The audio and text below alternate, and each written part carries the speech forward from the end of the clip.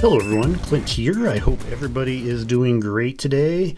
Today I'm going to be talking about the fancy new Apple Watch Ultra. I've had this in the house for about a week, I guess, maybe a little less, but one of the first things I wanted to check was what everybody's most excited about this watch. It's not the new design per se, or the new materials of titanium, or the bigger screen, but the bigger battery.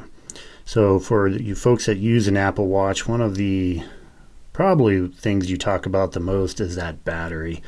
It's pretty much a daily charge, which if you have a daily charge ritual, it's not too bad, but it would be nice to be able to, go on a long weekend or maybe forget about it a day and not too stress about it. So I wanted to do a real world battery test on this watch first. So that's going to be my first video for this watch.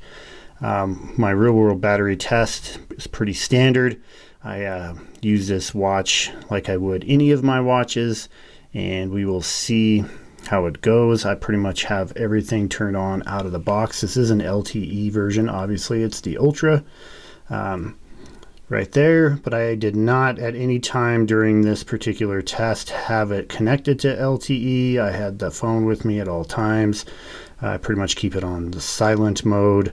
This is basic notifications, workout, using Siri when I need it, using some apps because I do use apps.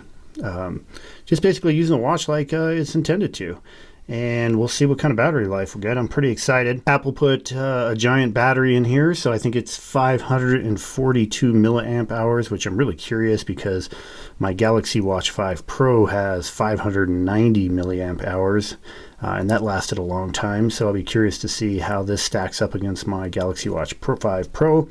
But as you can tell, Samsung and Apple are on both the same page, trying to increase the battery life by just making the battery gigantic. So no new chips in here that are more efficient, nothing like that, nothing that you normally would see. It is just a big giant old battery. As you can tell, it's much thicker than a regular Apple Watch.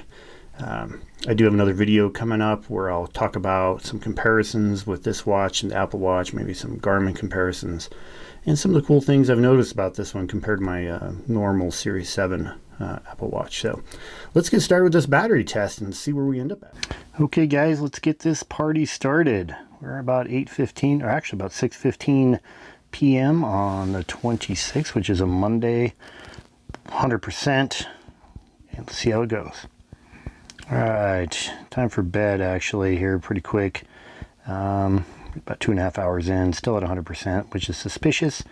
At night I do turn on theater mode, and I also use Sleep Cycle to track my sleep. Next morning here, we're at about 10 hours in, 91%. So we looked about 9% it lost last night. Not too bad at all.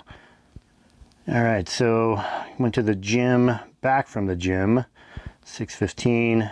About 87%, use about 4% at the gym. That's pretty good actually, not too bad. Indoor workout. So let's do a quick midday check-in here. We're about 19 hours in, and we're at about 72%. Still going strong. And we're going to do a quick 24-hour check. 63% in 24 hours. Looking good. And let's see. I'm going to go to bed. We got about 27 hours, another bedtime. Again, screen off, tracking Sleep Cycle. And I forgot to check in the morning, guys, but this is on the way to the gym. Got about a total of 35 hours on this now. And we're at 49%. Will it go to 70%? Probably not. Or we'll see. Let's see here. After that gym, we're down to 45%. Again, just used a 4% on an indoor workout, which is pretty good. And let's go end of the day check-in for this day. 47 hours in, 21%. Let's do this real quick. Just did a 5K. 14% after that guy. I want to say it was 18% when I started. This was an outdoor GPS run. After that run, guys, I was rewarded with a beautiful Colorado sunset. All right, sleepy time again. It's only the 10% warning is about the same time I was getting ready to go to bed. I almost called it here.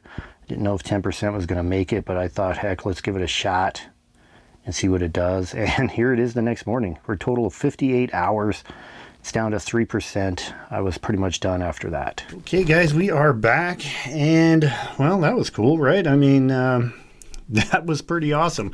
As far as an Apple Watch goes, I don't know if we could ask for anything better at this point today, but I'm going to go back through a few of these. Just little highlights here for you if you missed it during the video. We started off here at 6:15 at night.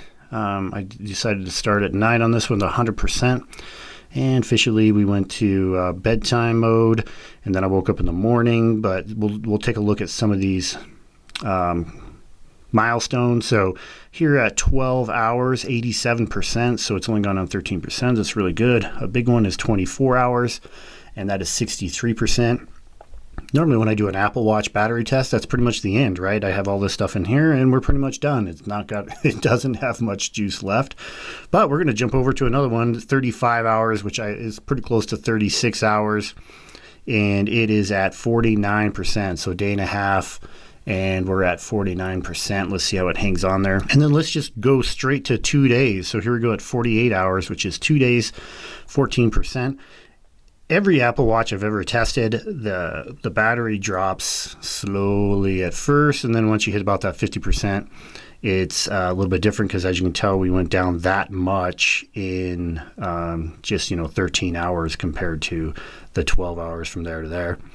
Big difference, but that's just pretty much how these watches work. And then, so then I gave it a shot at 50 hours where I went to bed with just 10% left. Now, if I was doing something during the day, this wouldn't count nearly as much if I hit the 50 hours during the day and I was getting notifications, screen on, and all that kind of stuff.